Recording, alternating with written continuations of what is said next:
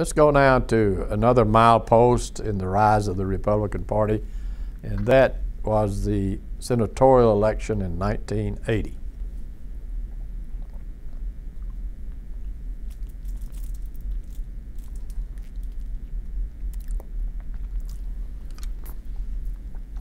I guard my word. I don't want to do anything that would publicly be an embarrassment to Mac Mattingly. Mac served with me when I was chairman. He was one of the vice chairmen, and we worked so closely together. And this is the race you're talking about, the Mattingly-Talmadge race. Yes. Senator Talmadge, with whom I had worked so closely with, and let me give him accolades in that during the time I was chairman of the state party, I was in charge of our patronage. We were responsible for making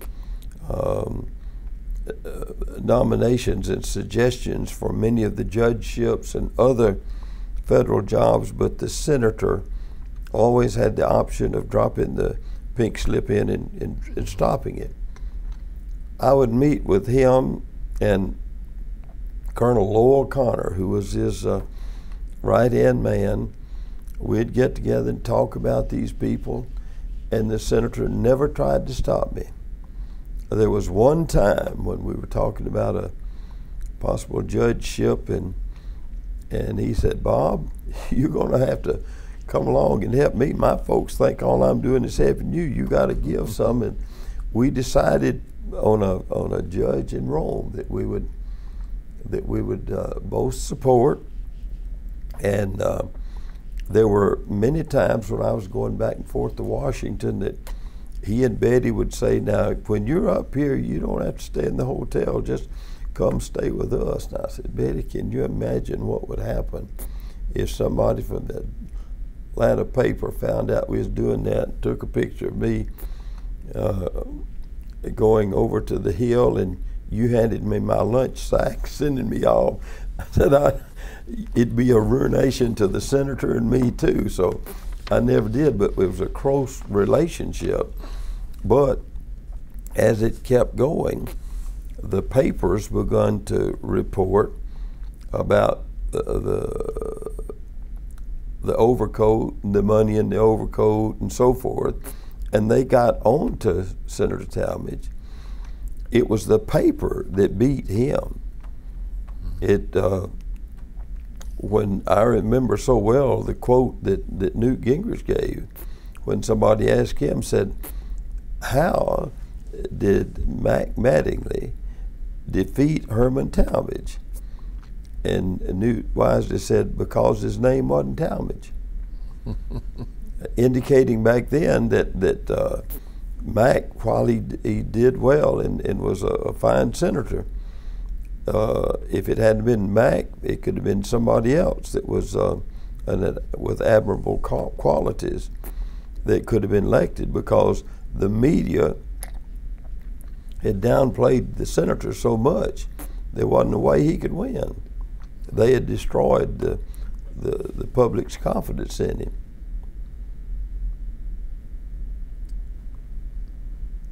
What is your opinion now of the Democratic Party in Georgia?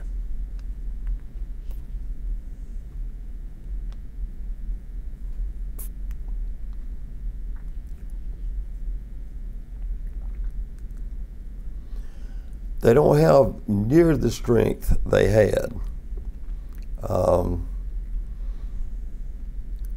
Their organization, I think, is much weaker because, once again, they've relied so much on the black majority giving them support and the unions giving them support.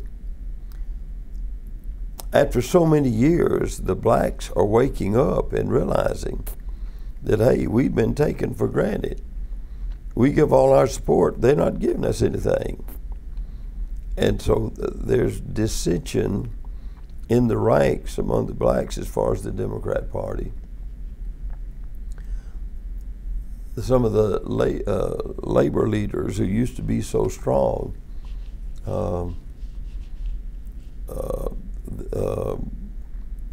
Herb Mabry and those people who were so strong within the party. Herb's kind of gone into retirement, and the ones that replaced him don't carry near that much strength. I don't think they have the input into national politics, and certainly there's an amount of disarray within them locally. And I think since some of our leaders, Tom Murphy helped hold them together a lot while he was Speaker, but when Tom went off the scene, things began to play away. The strength left. The Republicans then came on the scene and were able to take over. And I think there's been a decline in the Democrat Party in Georgia since. Do you think the Republican Party in Georgia will maintain power as long as the Democrats did?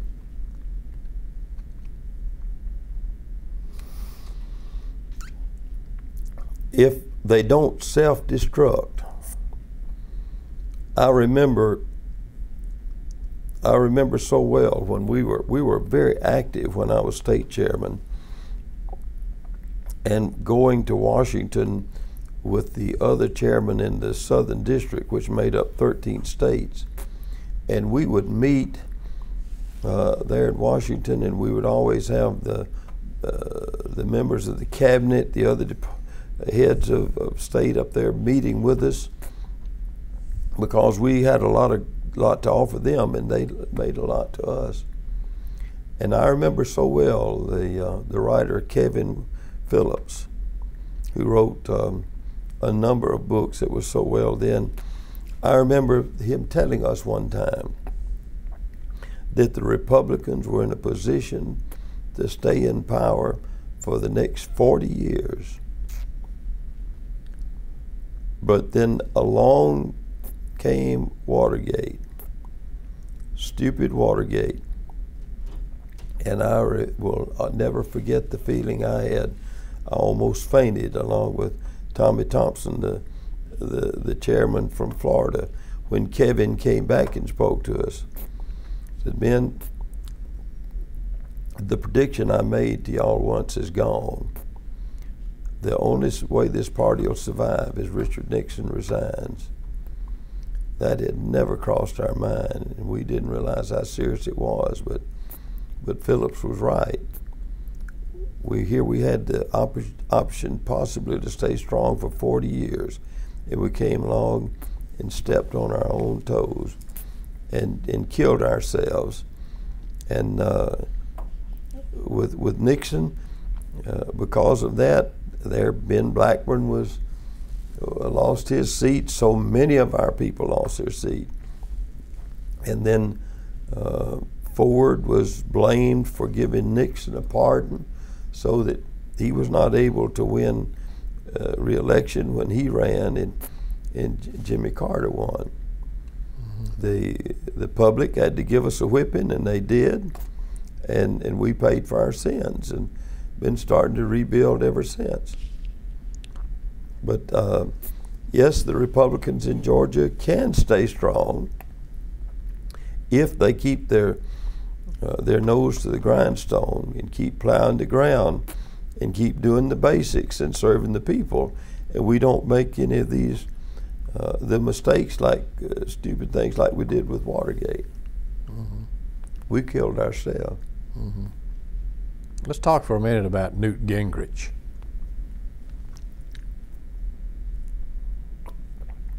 Newt started out working for a senatorial candidate over in DeKalb County in 1966. His name slips me right now,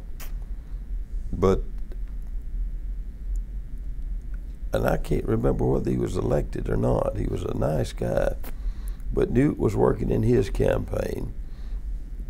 And then from there, he was at West Georgia, and he begun to work within the Republican Party some, and by the time I was chairman and Bo was national committee man, he came on board and he was always an idea man. And he'd do travel the state for us, doing white papers, telling us what people were thinking and how we were doing and what we had to do, and he did a masterful job of that.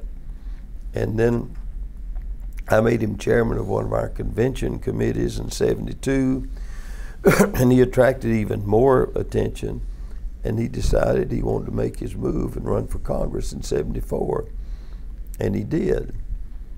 The problem was he chose a stalwart like Jack Flint to oppose, and oh Lord, the president couldn't have beaten Jack Flint, but Newt gave it a try, not once but twice.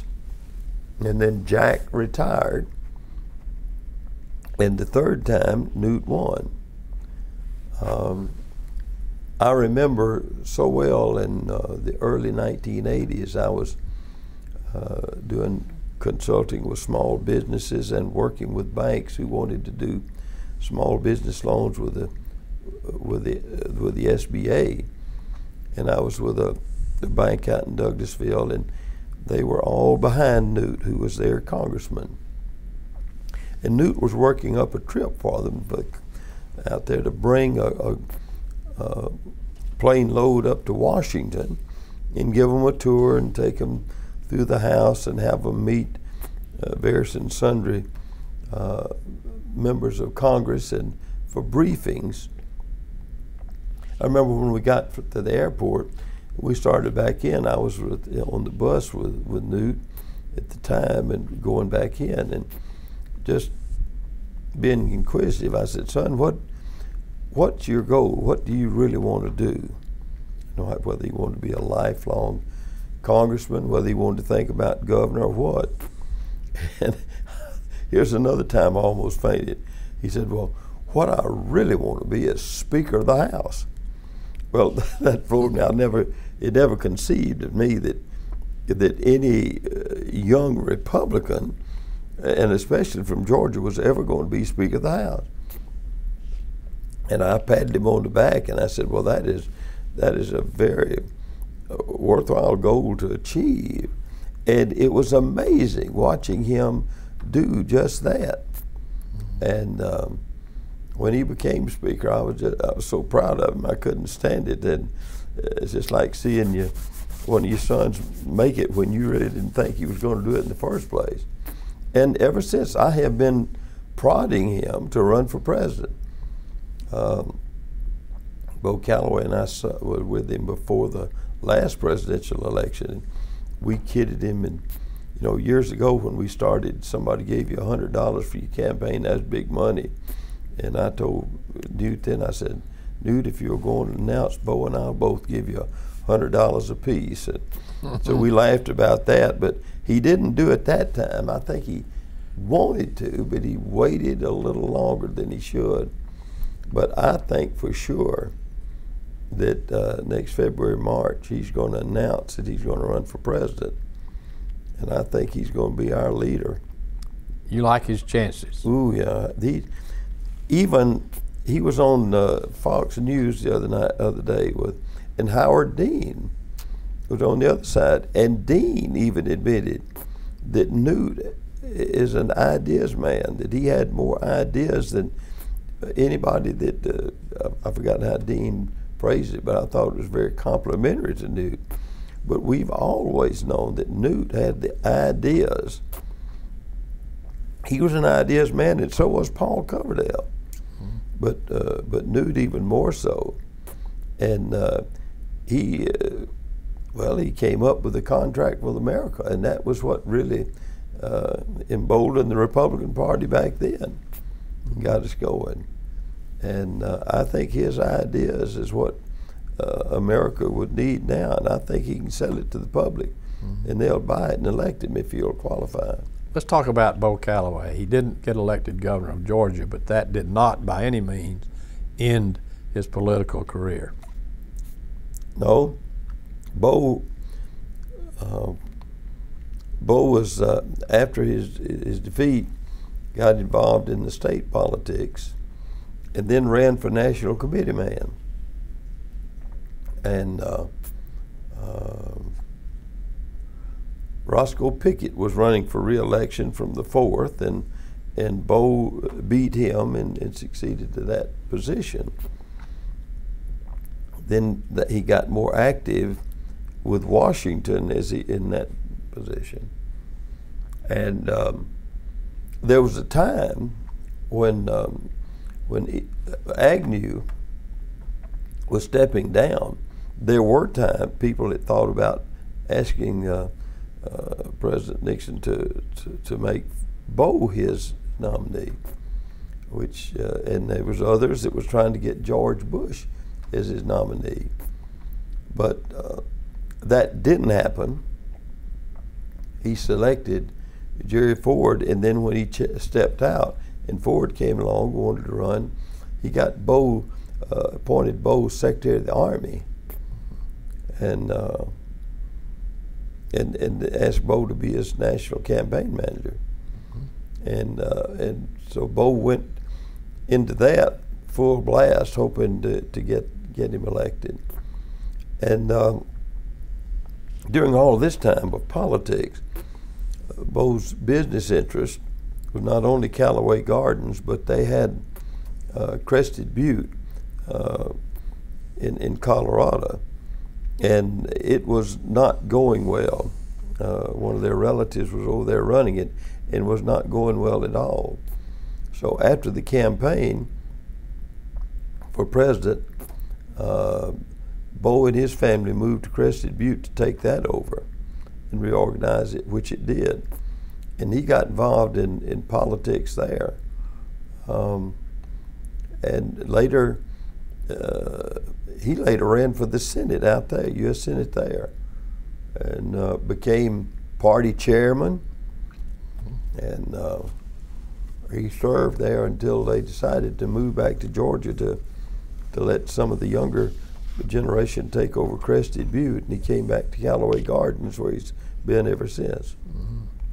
Let's talk for a minute, if you will, about the real crowning victory of the Republican Party when Sonny Perdue was elected governor in 2002.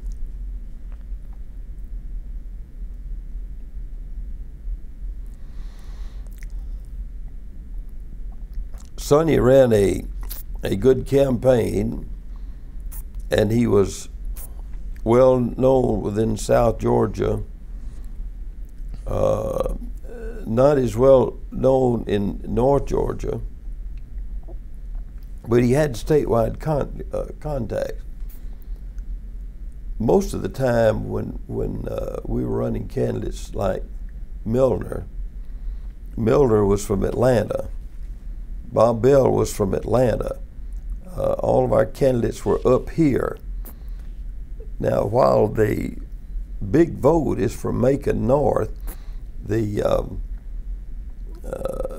a lot of votes in South Georgia, and if you take and split any of the votes in the North Georgia, and you can add to it the majority you're going to pick up in South Georgia, you're going to be a winner. And that's what was happening to us. We were getting snuffed out by the South Georgia vote joining what they would put together in North Georgia. Sonny was able to move into that center down there and pull in some of the votes, many of the votes that we had not been able to pull up to that time. Roy Barnes also had stepped on his toes with the flag issue and with the teachers, and he had upset them tremendously, and they chose to back Sonny. And as it turned out, Sonny just comes along, and it was not as alarming as when Mattingly beat Talmadge, but it was a shocker to many people that Sonny eased across the finish line with all of that help, with the help Roy gave him with his mistakes, plus our being able to circulate more and organize better in the South Georgia area than we ever had before. Well, now we're at the end of Governor Perdue's administration. how do you rate it?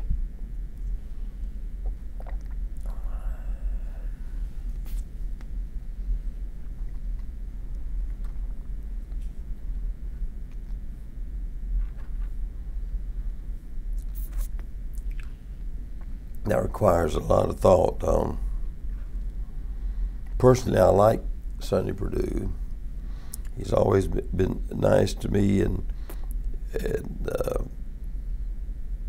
I appreciate his efforts.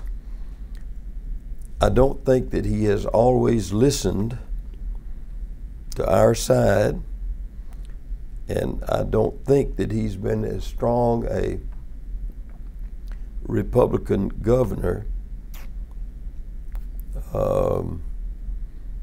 I think because he had lived in the Democrat Party all his life till he's made his switch, there was some feeling that, well, maybe some of Sonny never crossed over the line and became one of us. He would probably never, he was not as strong a Republican as would Bo Calloway have been, or even Milder, or Johnny Isaacson if he had been elected. Many of our people felt left out of his administration and the things he did, and that he was not listening to our people as well. So while he'll have a good history, it's not the sparkling image that I would like to see him have and go out with a blaze of glory. Do you think politics in Georgia is too partisan?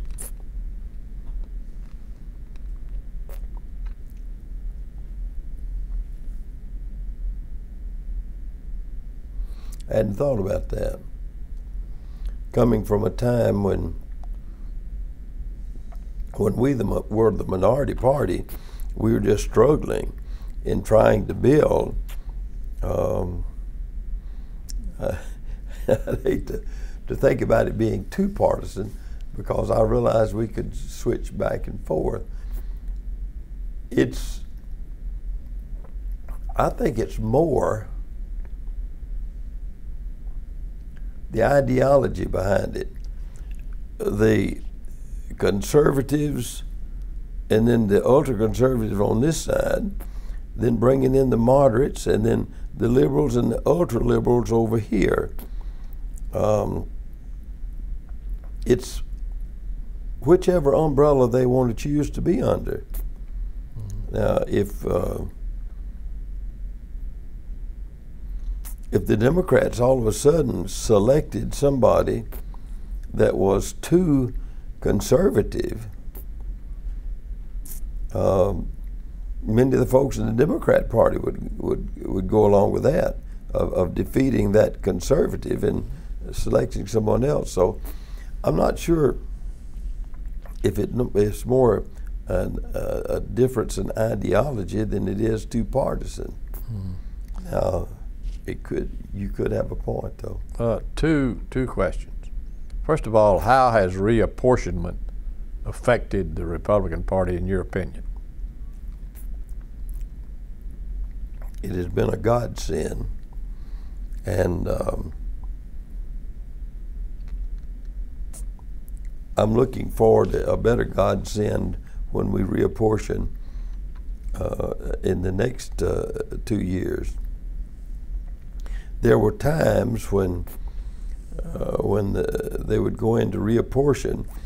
I remember when Tom Murphy was so upset with Newt that he even kept reapportioning until he just got him out of his district altogether, where he was over here in the 7th and so forth. And then when they go to reapportion the House and Senate seats, they'd draw crazy conglomerations of districts just to get the people in there that they knew would vote Democrat. My own associate, Rusty Paul, who likewise is a former state chairman, was a member of the state Senate and was the one who helped talk Governor Perdue into joining the party. Rusty was having a great career and would have gone in and could still be a great state leader. But when they had an opportunity in reapportionment, they stuck him in a district with Tom Price. Well, he and Tom were very close, and Tom wanted to move on up and run for Congress, and Rusty knew this, and he wouldn't stand in the way. So Rusty stepped aside and supported Tom for that seat. But the Democrat reapportionment just got him out of his seat. And I look forward to being able to adjust those when we have reapportionment this next time. Do you favor party registration? Yes, I do. I started pushing that years and years ago. And some of my close friends that we've talked about today who were Democrat elected officials didn't want that because they don't like the idea of going into the primary and you having to go in and because you're a registered Republican, you can't vote for them. They like the idea if they're running, you to be able to switch over and cast your vote. And so they fought us on that. Harry Geisinger and I begun to push for party registration back in the 70s, but couldn't sell it because mainly the Democrats didn't want it. How about a straight ticket voting?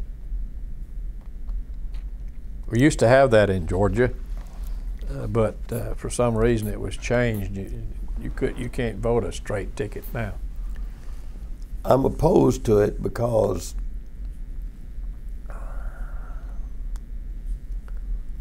I saw election after election where people who didn't even know who was running for what was given a sheet and said, you go vote this, just pull this one lever and you got it all taken care of. And I've seen good people washed out on both sides just with that straight party voting. Neither side is going to have the greatest people all the time. And if you or I want to, well, let me use you instead of putting me in there.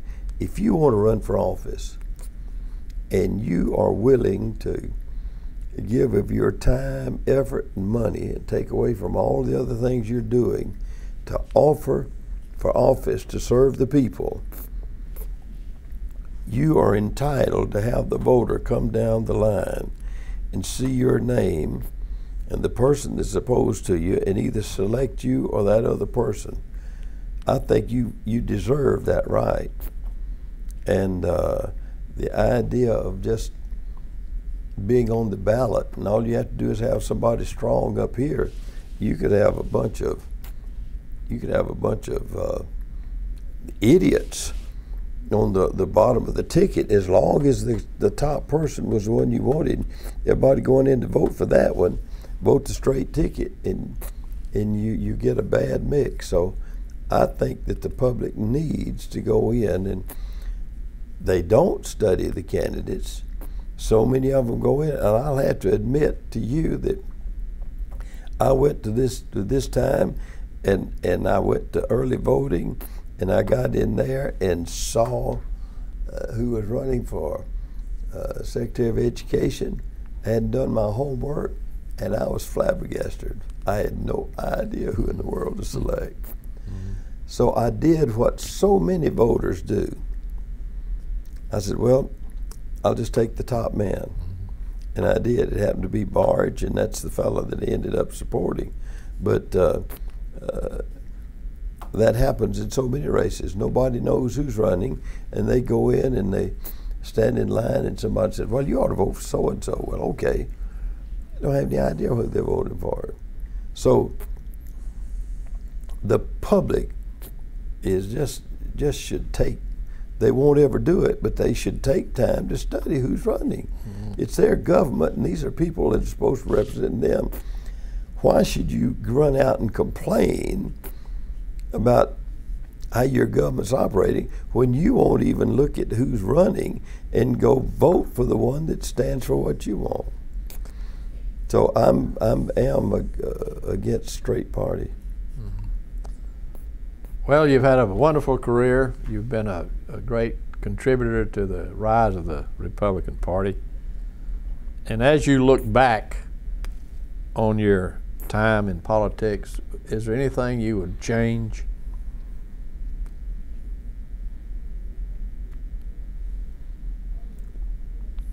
Well, if I'd had it in my power, I'd have certainly changed Watergate. If we had not had Watergate, things would have been much rosier, and we'd have been much better off than we are. I like Spiro Agnew. I thought he was a great guy. I enjoyed him so much, and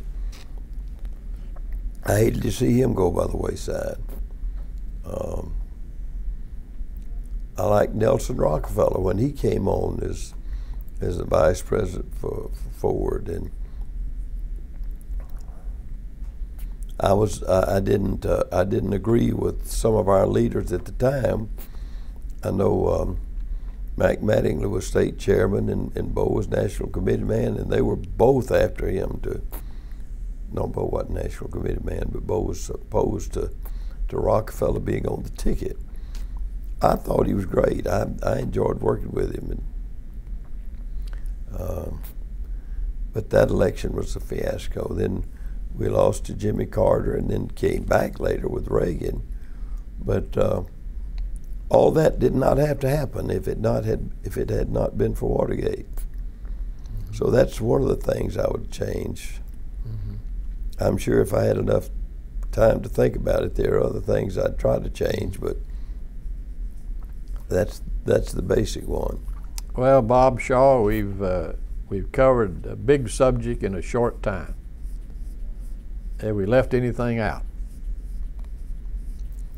Well, I can't remember it if we have. I'm surprised I was able to remember all of this. Well, it's been a great pleasure having you, and we invite you to come back whenever you can. Thank you, sir. I enjoyed it.